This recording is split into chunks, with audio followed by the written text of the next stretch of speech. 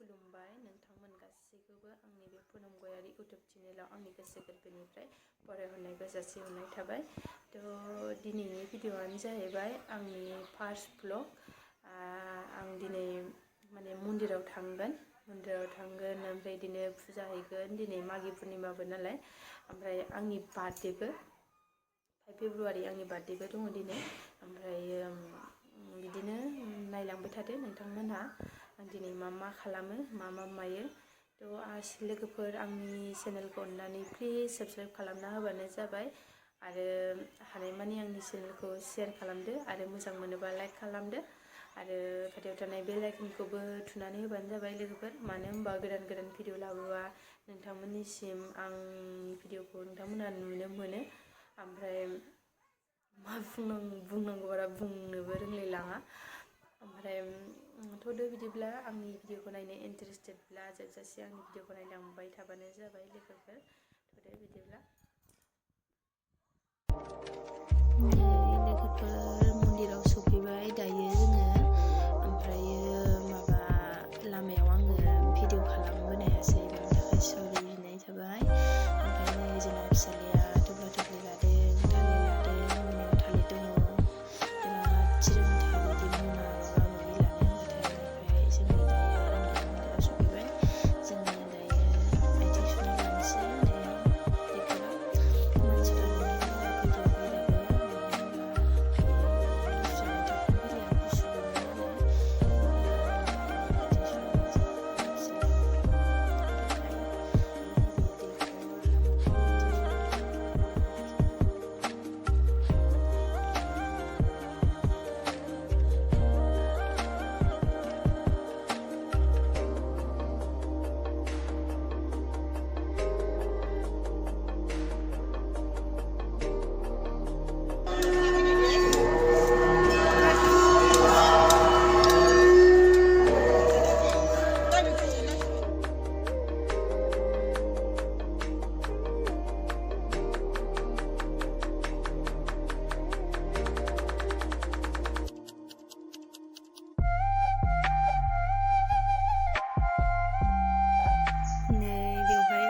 खेबदोंमोन आङो बिराद मिनिथावना, गावखौ खेबदों सानाखैमोननो। ओमफ्राय बिराद मिनिनानै थैनोसैमोन आरोखि ना।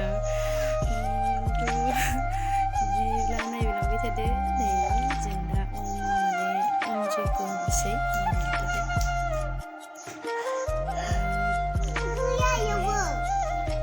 लाइ बिबार हाननायाव गोदान जाहैयो।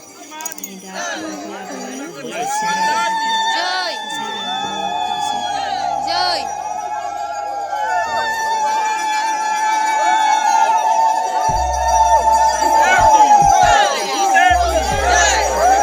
आफाखौ लाबोबाय, आफाखौ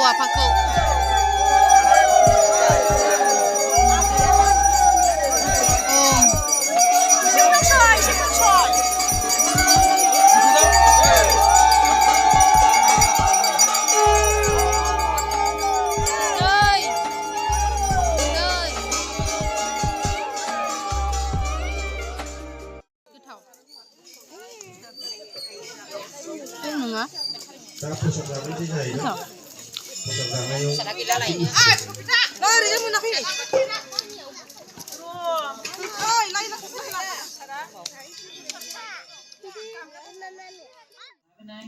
लोगोफोर आंनि भिडिअखौ जोबजासे नायनायनि थाखाय थेंक इउ स' माच आंनि गोसो गोरबोनिफ्राय।